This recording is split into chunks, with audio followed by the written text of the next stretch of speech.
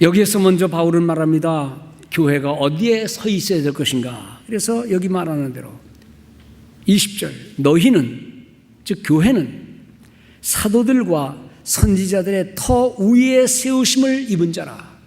어디 위에요? 사도들과 선지자들의 터 위에. 터는 뭡니까? 바닥입니다. 근본입니다. 기초입니다. 우리의 신앙의 기초는 아무리 오랜 신앙생활을 했다 할지라도 우리의 신앙의 근본은 과거의 내 경험이 아니라 내 체면도 아니라 다른 인간관계가 아니라 사도들과 선지자들이 말씀한 그 말씀의 기초에 우리의 신앙을 세워야 된다는 것입니다. 사도들은 누굽니까? 보냄을 받은 자들입니다. 아포스텔로, 내가 너를 보낸다. 하나님에 의해 보냄받은 사람들, 그것은 사도만이 아닙니다. 우리 모든 인생들이 이 땅에 살면서 하나님이 나를 이곳에 보내셨다. 하나님이 나를 이 직장에 보내셨다. 하나님이 나를 이 가정에 보내셨다. 하나님이 나를 이곳에 보내셨다고 하는 이 소명의식을 가지고 우리의 삶을 살아가는 우리 모든 성도들 되시기 바랍니다. 사도들은 자기가 하고 싶은 말 하는 게 아니라 자기를 보내신 분부하라고 하신 그 모든 분의 말씀을 대언하는 거죠. 목사가 이 강단에서 내가 하고 싶은 얘기를 한다든지 내 성질대로 내 지난 과거의 경험만 얘기한다면 설교라 그럴 수 있어요. 선지자는 누굽니까? 세상 많은 사람들이 세상으로 나가서 하나님 없는 삶을 살 때에 하나님의 뜻을 미리 알고 하나님이 내리실 축복이 무엇인지를 미리, 저주가 무엇인지를 미리 깨닫고 백성들이 가서 일리는 거예요. 선지자는 누굽니까? 많은 사람들이 하나님의 곁을 떠나 있을 때에 떠나서는 안 된다라는 말을 마음에 받고 그리고 나가는 거예요. 신자들은 뭔가, 교회는 뭔가, 이 세상이 하나님을 알지 못할 때에, 이 세상에 수많은 사람들이 복음을 알지 못할 때에 미리 교회에서 이 얘기를 듣고 그 말을 마음에 새기고 이해한 다음 감사와 기쁜 마음으로 나가서 주변의 자녀들에게, 이웃 사람들에게 이 복음을 전하는 겁니다. 말로, 행위로. 그러므로 교회는 모이는 것도 목적이지만, 모여서 하나님께 영광을 돌리는 것도 목적이지만, 모인 목적은 나가서 흩어진 다음에 어떻게 생활할 것인가를 지시받는 것이 모임인 줄로, 특징인 줄로 믿습니다. 우리 성도님들, 왜 우리가 모이느냐? 모여서 듣고 깨닫고 이해하고 하나님의 뜻이 무엇인지를 사도들이 정확히 알았듯이, 선지자들이 분명히 받았듯이, 오늘도 우리는 하나님 말씀을 받고 이 받은 말씀을 내 삶에 실천하고 그리고 내 주변에 이 말씀을 전달함으로 하나님의 나라를 세워가는 거예요. 모이는 것도 목적이지만 흩어진 다음 우리는 어떻게 살 것인가에 대한 분명한 의식을 하면서 살아가는 복된 성도 되시기를 바랍니다. 오늘 우리의 삶 속에서 마음이 흩어질 때가 많습니다. 우리의 생각이 세상을 향해 나갈 때가 많습니다. 신앙의 본질을 버리고 주변성에서만 머무는 모습들이 있을 수 있습니다. 우리가 신앙생활에는 익숙할지 모르지만 신앙을 내 것으로 만들지 못하고 하나님을 분명히 믿는 신앙의 모습으로 가지 못할 때 오늘 우리는 예배를 통해서, 말씀을 통해서 본질적인 것을 다시 찾고 주님을 향해 나가는 것입니다. 로마서 1장 2절에서 바울은 말합니다. 이 복음은 하나님이 선지자들로 말미암아 그의 아들에 관하여 성경에 미리 약속하신 것이라. 그러므로 신앙의 중심은 예수 그리스도입니다. 복음의 중심은 그리스도입니다.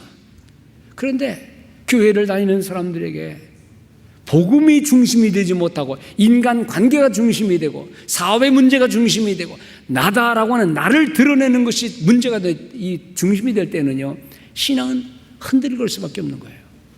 오늘 주님이 여러분들의 모든 관심이 되시길 바랍니다. 세상을 향해 있다가도 다시 교회에 와서는 우리의 생각을 그리스도의 은혜에, 그의 십자가의 사랑과 하나님의 독생하신 그 아들에 관하여 우리 자신들을 다 내어놓고 내 허물을 다 내어놓으시고 내 모든 죄를 대신해서 죽으신 주님의 은혜에 감사하며 그리고 그 받은 은혜를 따라 살아야 되겠다는 예수 중심의 삶을 살아가는 복된 성도 되시기를 바랍니다. 그 다음 얘기는 뭡니까?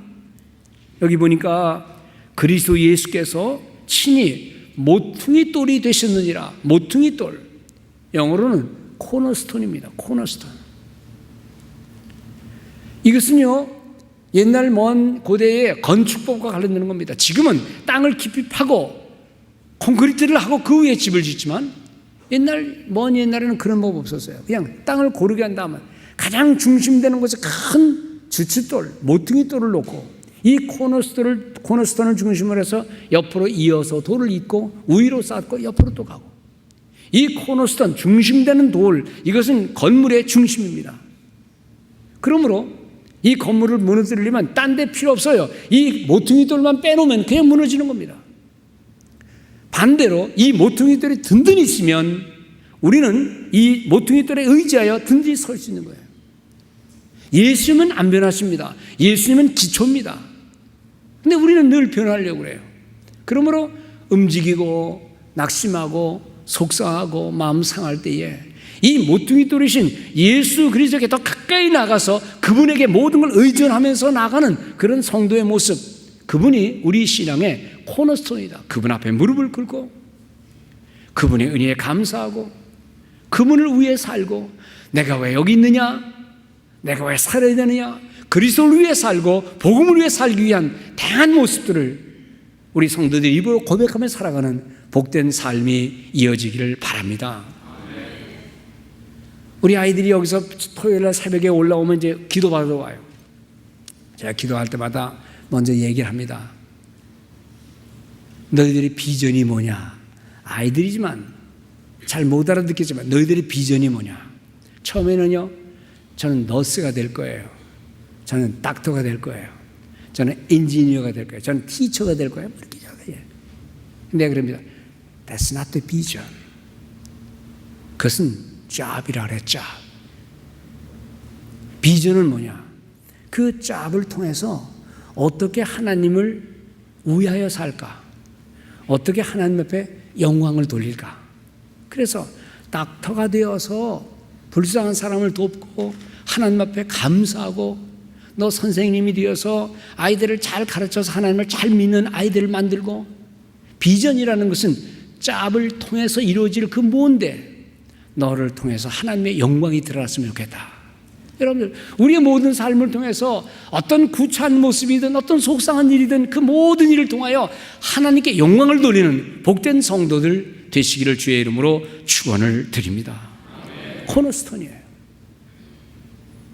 교회도 마찬가지입니다. 목사가 코너스톤 아니고, 장로도 코너스톤 아니고, 집사도 권사도 코너스톤 아니고, 우리는 이 코너스톤에 딱 달라붙어서 이 코너스톤이 존재하는 한 우리도 존재한다. 낙심하고 속상하고 실망하고 힘겨울 때에, 내가 의지가 없을 때 더욱더 그분에게 다가가서, 오늘 우리 찬송과 찬양들도 부른 대로 가지나무에 단단히 붙어서, 멀리 떨어져 있으면 바람에 떨어질 수 있지만, 넘어질 수 있지만, 그러나 원 줄기에 딱 붙어 있을 때에 그 가지가 넘어지지 않듯이 예수 그리스도의 코너스톤 되심을 인정하고 그분에게 가까이 나가는, 슬플 때도 기쁠 때도 속상할 때도 낙심될 때도 주님을 향해 무릎을 꿇고 기도하고 새벽 제단을 늘 쌓으면서 마음의 모든 것들을 주님 앞에 의존하는 복된 성도 되시기를 바랍니다. 그러나 슬프게도 오늘 교회는 예수 그리스도 코너스톤이 되지 못하고 자기 자존심이 코너스톤이 돼서 자존심 무너지면 교회를 뛰쳐나가고 교회를 회파하고 예수 그리스도를 세우는 예수의 기초 앞에 모든 사람을 돌리는 게 아니라 자기 중심으로 세상을 살아간다 그러면 이 신앙은 무너질 수밖에 없다는 겁니다. 우리 예수 그리스도께서 우리 신앙의 중심이라는 사실을 잊지 말고 오늘 주님 앞에 날마다 더 가까이 하면서 그분의 든든한 반석 위에, 말씀의 반석 위에, 은혜의 반석 위에 신앙의 삶을 이어가는 성도들 되시기 바랍니다. 자식들, 잘 나가는 자식도요, 코너스는 아니라는 거 아시기 바랍니다. 사업 잘 돼도 그 사업이 코너스톤 아니라는 사실 인정하시기 바랍니다. 여러분들 아무리 지금 현재 잘 되는 것 같아도 그거는 있다가 없어지는 일시적인 것이에요. 인간의 모든 영화, 인간의 모든 것 다 들어있는 풀과 같고 거기서 나오는 꽃들도 다 금세 시들 거라고 생각하고, 주님, 세월은 이렇게 흘러서 잘 되든 또는 속상한 일이 있든 그건 인간이면 다 누구나 경험하는 일들이기 때문에 너무 속상해하지 말고 주님의 든든한 그 반석 위에 서서 이 내가 할 수 없는 일들에 대한 욕망을 너무 벌리지도 말고, 내가 할 수도 있는 일들을, 사명의 일을 게으르게 하지도 말고 주님 중심의 삶을 부지런히 사시다가 모두 천국에 들어가는 성도 되시기 바랍니다. 시편 11편에는요 다윗이 왜 이런 말 했는지는 배경을 다 연구해야 되겠지만 이렇게 고백합니다. 터가 무너지면 의인이 뭘 할 수 있느냐. 터가 무너지면. 다윗은 자신이 터가 아니었습니다. 사울도 터가 아니었습니다. 자기의 잘난 모습도 터가 아니었습니다. 하나님이 터가 되시기 때문에, 하나님이 든든하시기 때문에 그분이 무너지지 않는다는, 그분이 분명히 계시는 한 나는 무너지지 않는다는 이런 고백을 하게 되는 겁니다. 우리가 믿는 예수 그리스도, 그의 은혜, 변함없는 그 사랑, 거기에 비하여 우리는 영적으로 너무나 게으르고 너무나 외적인 것에만 익숙한 모습, 바로 그 예수 그리스도가 우리의 이 자리에 와 있음의 근거가 되고 우리의 호흡의 근거가 되고 우리가 부지런히 일을 하고 부지런히 살아야 될 이유는 뭔가, 그분이 우리의 코너스톤이시기 때문에 그분을 의지하는 믿음으로 나가는 성도들 되시기 바랍니다. 이제 하나만 더 말씀드리고 마칩니다. 금방 끝나죠? 세 번째는 이 교회의 의미와 특징, 교회의 그 특징과 그 힘의 모습은 뭐냐. 그럴 때에 여기 있는 대로 2절과 3절에 보면 연결, 주 안에서 3절에 2절에 함께 지어져 가느니라. 함께 지어져, 함께 세워져, 함께 하나가 되는 모습들, 함께 하나가 되는 모습들. 이 함께라는 단어는 아주 유익한 것입니다. 아주 좋은 것입니다. 혼자는 설 수 없는데 둘이 붙어 있으면 웬만한 바람을 이겨낼 수 있습니다. 혼자는 외로워서 아무것도 하고 싶지 않은데 누군가가 격려하고 이끌어주면 큰 일을 할 수가 있습니다. 각자의 모습이 모인 것이지만은 각자가 모였으면 이 모인 모임에서는 각자가 없고 전체 우리라는 하나가 되는 겁니다. 맨하탄에 가면 그 높은 건물, 견고한 건물, 엠파이어 스테이트 빌딩이 있어요. 그걸 보신 분들은 다 가보신 분들은 다 알겠지만 거기에는요 아주 수없이 많은 대리석들, 수없이 많은 돌들, 엄청나게 갖다 붙인 유리 조각들, 그 속에 들어있는 철근들, 모래, 시멘트, 그리고는 나무들, 엄청나게 많은 수십 수백 가지의 모습들이 그 건물을 이루고 있어요. 그런데 우리가 엠파이어 스테이트 빌딩이다 그러면 그 모든 것이 융합되어 나는 돌이다, 나는 시멘트다, 나는 콘크리트다, 나는 철근이다, 그런 말 없어요. 그냥 모여서 엠파이어 스테이트 빌딩이 되는 겁니다. 각계의 것이 모였지만 모인 이상에는 각계는 없습니다. 나도 없고 너도 없고 뭐만 있어요? 엠파이어 스테이트 빌딩만 있듯이 우리 하나님의 교회의 가장 위대한 힘은 뭔가니 많은 사람들이 모였지만은 거기는 나도 없고 너도 없고 오직 주님만 있고 주님 안에서 우리는 하나다라는 이 개념을 가지고 산다는 것입니다. 오늘 주님께서 우리 교회에 주신 놀라운 은혜, 힘, 성도의 그 특권은 무엇인 거 아니에요? 내가, 너가, 당신이 모여서 우리가 되기는 되지만 그 속에서 나는, 너는이 없고 우리라는 이 개념 속에서 하나님의 뜻만을 세우는 이 놀라운 은혜, 많고 적은 게 문제가 아니라 역사가 오래고 덜 오래고가 문제가 아니라 우리의 삶의 모습에서 가장 드러내야 할 예수 그리스도의 모습은 무엇인가? 요즘 큰 교회들이 무슨 큰 어려움이 있는지 요즘 신문에 보면 작은 교회 운동이 있더라고요. 작은 교회. 작은 것이 아름답다. 천만의 말씀. 작은 교회는 사람이 아닙니까? 작은 교회는 더 말씀이 없습니까?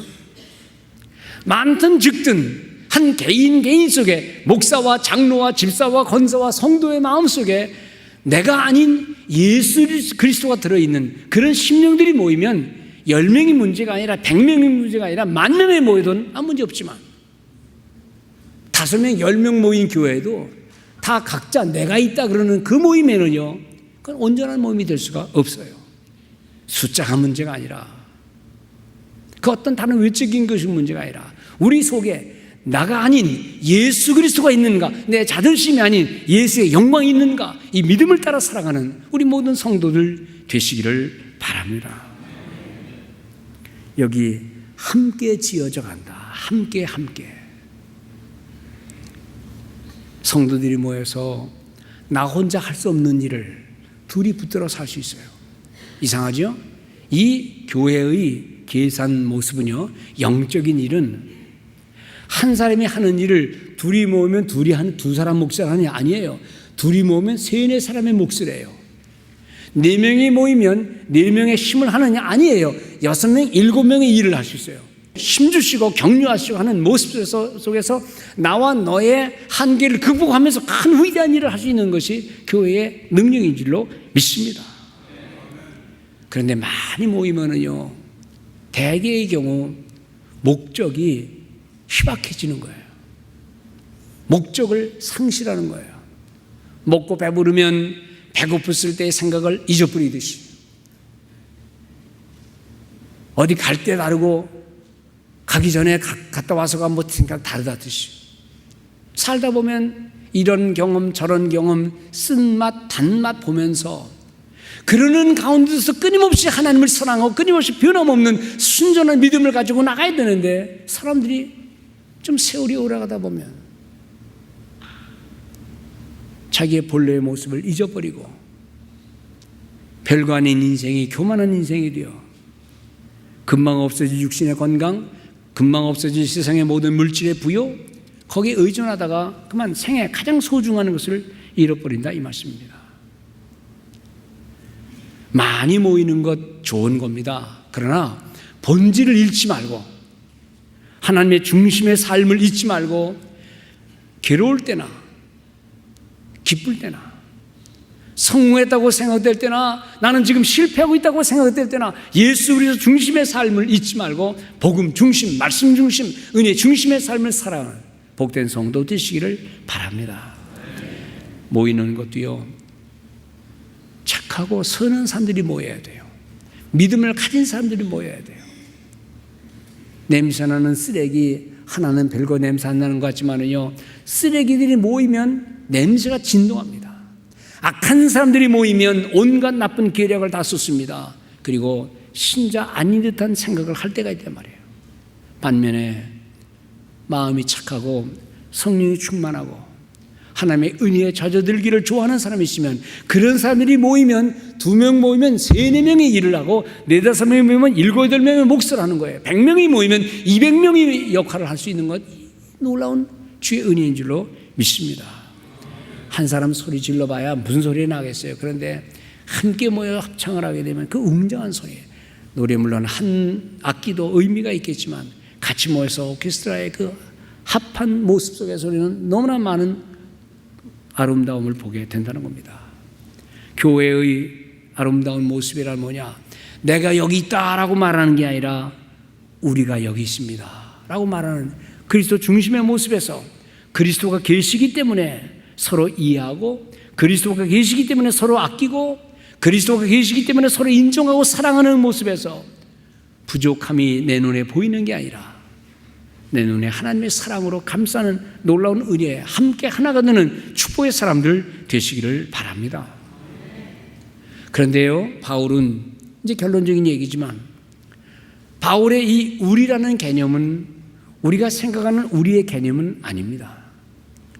그 당시 예수를 믿었던 유대인들 중에서 많은 사람들은 여전히 선민 의식을 가지고 있었어요.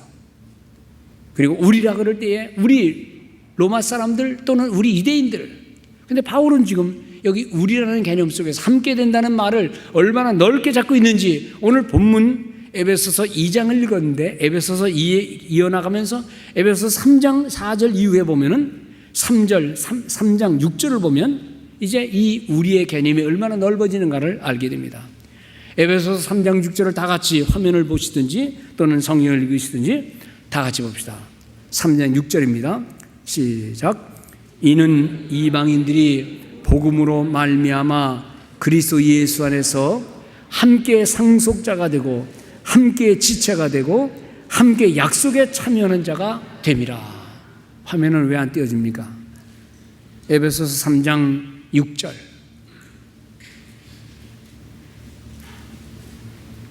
함께 상속자가 되고 함께 지체가 되고 함께 약속에 참여하는 자가, 여기 함께는 누굽니까? 유대인들이 말하는 자기들이 아닌 이 이방 사람들, 하나님 앞에 저주받은 사람들이라고 생각하는, 하나님과 아무 관계없는 그런 생각하는 사람들이라고 생각하는 그들에게까지 그들은 복음의 영역을 넓혔다는 겁니다. 오늘 신앙의 사람, 그리스도의 은혜에 젖어든 우리들의 모습 속에서 이것을 적용한다면 오늘 우리의 신앙의 모습은 우리 자녀들에게만, 내 이웃에게만 아닌 저 멀리 먼 이방 속에서 복음, 선교와 전도의 사역을 통하여 하나님의 뜻을 이루는 이 놀라운 그리스도의 복음의 비밀, 교회의 역할, 특징을 오늘 우리에게 말씀해 주고 있는 것입니다.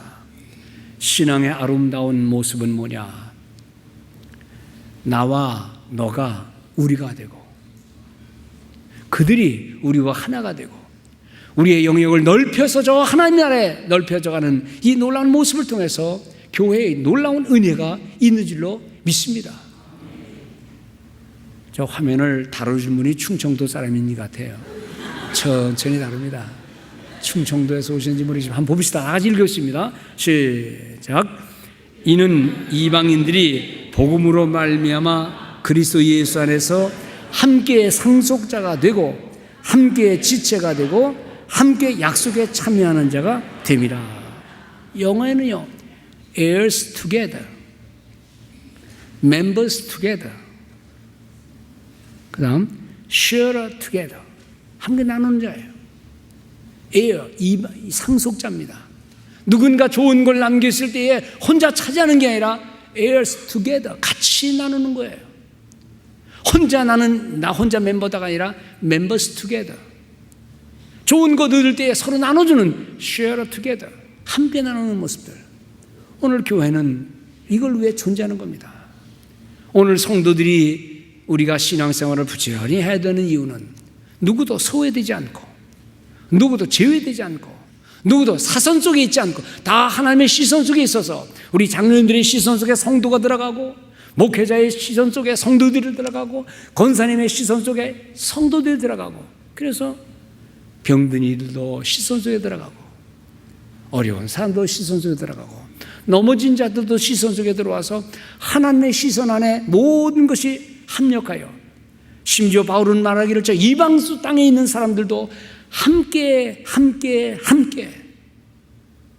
우리가 바자회를 통해서 우리의 수고로운 손길과 깔깔대고 재미있게 먹고 마시는 이 모습을 통해서 우리가 얻은 수입을 가지고 저 선교지에 뭔가 시설을 세우고 우리의 유익과 우리의 복지만이 아닌 저 낙후된 곳에 하나님의 사랑을 심어줘 가지고 이것 가지고 그들이 주님을 가까이 하게 돼서 복음에 참여하는 자, 은혜에 참여하는 자, 그리스도의 놀라운 축복에 참여하는 사람들이 되게 하기 위해서 이런 바자회도 하고 여러분 이 자리에 와서 신앙생활하는 것이고, 나도 부족하고 우리도 부족하지만 더 연약한 곳을 위해 마음을 쓸 때 하나님은 그 모든 성도의 삶을 축복해 주실 줄로 믿습니다.